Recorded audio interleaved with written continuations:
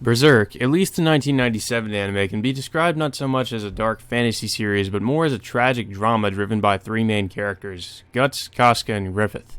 Everything else is more in the background and acts to supplement the events of the series more than anything. It's the tale of one man's ambitions literally and figuratively destroying everything and everyone around him. They say the road to hell is paved with good intentions, and that can in a nutshell describe the series I'll be reviewing today. When I first saw Guts before having watched this series, I thought of him as nothing more than what some of the side characters in Berserk view him as, a ruthless killing machine with nothing more to him as a character. I felt that he would be a one-dimensional character I couldn't relate to because of how big, strong, and overpowered he appeared to be, wielding his giant sword and cutting down anything in his path with ease. Perhaps in light of that, I didn't watch this series for the longest time, even though considering its dark themes, you'd think it'd be something right up my alley. It could be because I've seen so many other anime with characters I never thought I'd end up liking before this point, and mainly because it's regarded as one of the best anime and manga of all time, I decided to give Berserk a chance. I'm happy to say I was completely wrong about Guts as a character, and it isn't just Guts that makes this show as interesting as it is, it's Casca, Griffith, and the rest of the band of the Hawk that kept me hooked throughout. It almost seems as if Guts' appearance is intentionally meant to mislead you into perceiving him as a villain. While Griffith is portrayed more as a hero, Griffith is clad in white armor and initially comes off as fairly mild-mannered, the leader of the Hawks who eventually becomes the captain of the Knights. While on the surface, one who hasn't seen this anime may think of Griffith as the hero, after having seen it, the viewer soon discovers that there is a much darker side to this character beneath the surface that isn't really seen until near the very end.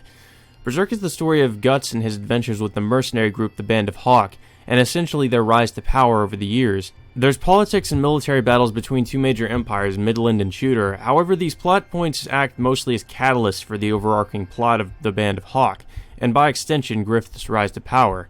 Guts had been alone for most of his life before losing to Griffith in a duel and over 3 years finding belonging in the Band of Hawk. As their group gained more power and influence, Guts felt that instead of fighting alongside someone he thought of as his friend, Griffith, he was instead being manipulated by him as nothing more than a pawn. As the series goes on, he battles with his conflicted feelings of leaving this group, especially Griffith, the man who Guts suspects is playing him like a damn fiddle.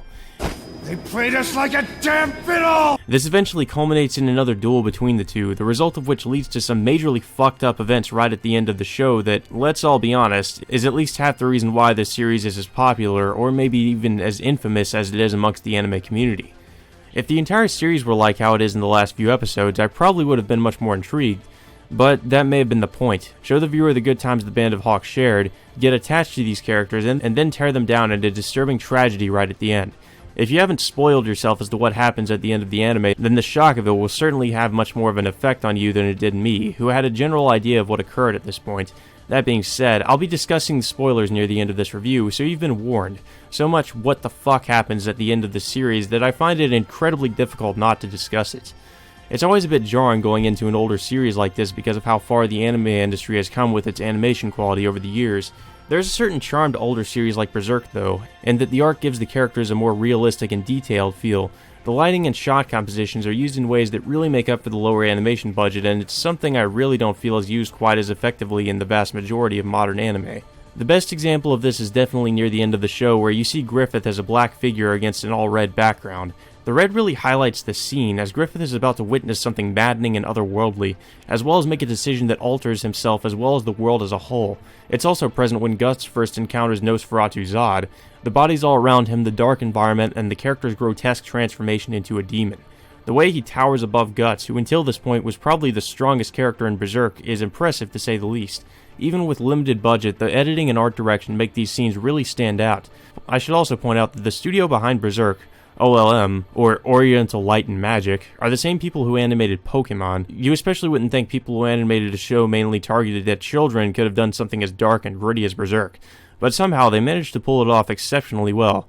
Of course, this show, like many other animes from the 90s, has not aged all that well, but it's by no means the worst looking show from that time period. After having finished Turn A Gundam, a series that came out a few years after this one, I can confirm that there are much worse looking series. The animation may not be the best thing about Berserk, but I would argue that the art is. It has some really detailed designs for its characters and monsters, and the editing hides some of the more lackluster animation.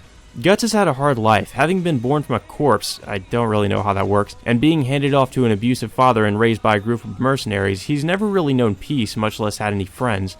One night, his foster father loses his mind and attempts to kill Guts. Guts, not knowing what else to do, stabs him in self-defense, killing him. This sends the mercenary group into a frenzy, believing Guts to have murdered his father in his sleep. They chase after him. Ever since then, he's been alone, drifting from place to place, never getting close to anybody. That is until Guts finds the band of Hawk and Griffith. Casca, Griffith's second in command, does not initially, or even 3 years after joining the Hawks, give Guts a warm welcome. In fact, she seems to hate him. After first seeing Casca and how she acted towards Guts, I honestly hated her. I couldn't understand why she couldn't accept him after spending 3 years with him, and after he's proven himself to the Hawks and to Griffith. Casca acts this way towards Guts up until about halfway through the series when they're alone together and Casca goes over her backstory. Because Griffith saved her from being raped and sold into slavery as a child, she's since picked up a sword and joined the band of Hawk as a mercenary under Griffith's command. Over the years, she fell in love with Griffith and felt that Guts came in between them. That Griffith now only pays attention to Guts and not her. While understandable, I found her reasoning selfish. But then I realized, wasn't that the point? Human beings are selfish creatures and act in selfish ways, especially in the case of unrequited love. It was very human of Casca to act this way, and it was easy for me as an outside observer to criticize her for it. Casca wasn't acting according to logic, but emotion. Her jealous emotions drove her to hate Guts for believing him to have stolen Griffith. Casca is a very emotional and impulsive character, and that causes her to do very risky things. In many of these situations, Guts felt like the voice of reason, the frustrated viewer wanting to yell at Casca for being so stupid and reckless. Casca puts on a brave front, tries to be a leader, but at the same time is a woman, and because of that she's much more fragile and prone to emotional outbursts. That's not to say she isn't a strong female character, but for that very reason she still has feminine traits that shouldn't be ignored just because she's a strong, agile fighter. To me at least, that's what a strong female character should be, not a character who's a butch lesbian or a woman constantly spouting feminism. Yes, I went there. And I'm looking at you, Marvel. I can even to a certain extent understand Griffith's character and his ambitions. Griffith wants nothing more than to be on top, to be the leader, and he'll do anything to get ahead. You see his backstory every now and again in the series, and after having seen what he went through, I couldn't help but sympathize with him just a bit. He stepped on people, sacrificed them, and himself. He's dedicated to making a name for himself no matter what the cost. You can't call his actions justified, but at the same time you can't deny that he feels genuine remorse for what he's done in the past, and for what he's going to do. At the same time, Griffith sees everyone else as beneath him. There's a speech he gives in one episode that serves as the catalyst for everything that comes after, where he explains that he can't see anyone who isn't equal to him as a friend. Guts overhears this, and I believe this greatly influences his decision to leave the band of Hawk more than halfway through the show. Griffith's arrogance in this series is essentially what paints him as villainous. Even if his intentions and motivations may seem innocent enough, Griffith may well be a metaphor for heroes of the past, or people history paints as heroes, who are not entirely as noble or virtuous as we make them out to be. While it can't be denied that what they may have achieved is great and noteworthy, everything else they've done and the people they've sacrificed are buried as an inconvenient truth which wouldn't fit the narrative the history books construct for them. This entire series is anything but black and white. While Griffith isn't a saint by any means, Guts has done some pretty terrible things serving him, and if anything is more of an anti-hero. It's because of their complicated backstories and motivations that make these characters so great and interesting. They come off as real people with real problems, not just some naive anime protagonist or walking cliché we see all too often in other shows. Despite Guts being pretty overpowered and a dark, brooding character most of the time, he as well as many other characters in Berserk are actually very relatable despite their appearances.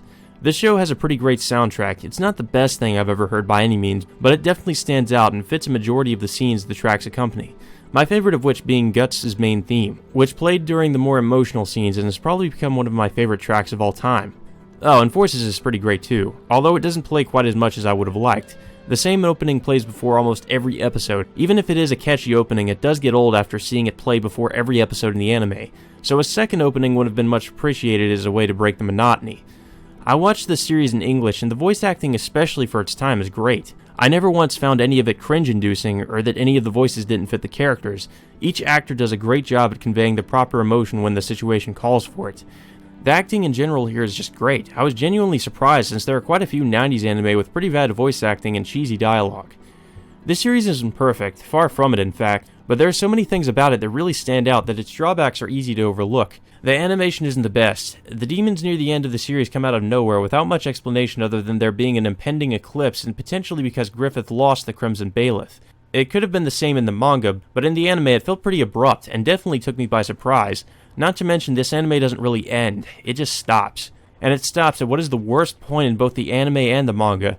All we're left with is a scene after the credits where you see Guts walk off into the distance. Just leaves the viewer hanging. This is what is described in the anime community as a read the manga ending. This can be one of two things. It's either an ending exclusive to the anime, which end up being terrible most of the time, or it's not really an ending but a point where the series just stops because the budget ran out. Whoops! Berserk happens to fall into the latter category, unfortunately. So the series ends up leaving the viewer feel confused and pretty angry, mostly because of where the series decided to stop. It's something that really can't be overlooked, especially for me, someone who believes the ending of a show, movie, game, or anything really is part of what makes the experience memorable.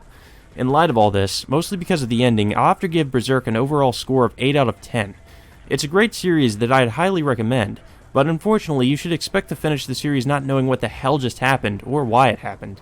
Strangely enough, that's part of what makes it so interesting. But you'll never know what it was all about unless you read the manga or watch the movies that do actually show the rest of that scene from my understanding. Now we'll be getting into spoiler territory, mostly for the very end of this series, as it's something I think really deserves a separate section. What happens at the end of this series is nothing less than absolutely insane. Demons from another world come into ours as the solar eclipse approaches and just start killing people.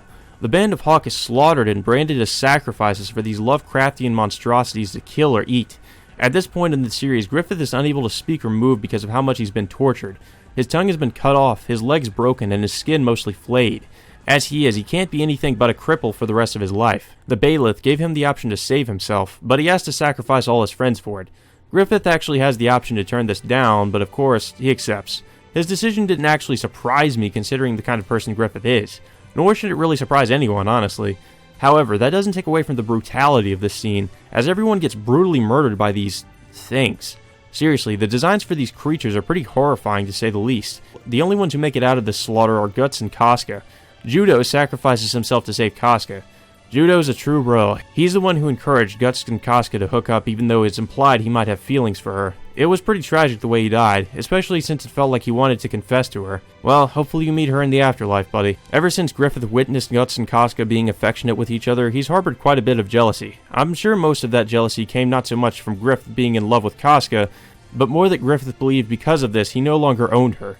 Guts had stolen her from him and that she was essentially his property. I think this is mostly the reason behind what he does to Guts after his transformation into Femto.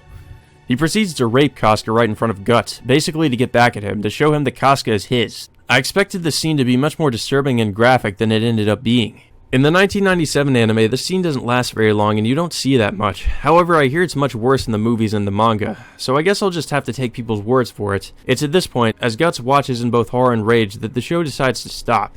Yes, at that infamous scene, the series stops, and like I said earlier, we only see Guts walking off into the distance after the credits, presumably to take his revenge on Griffith, now Femto.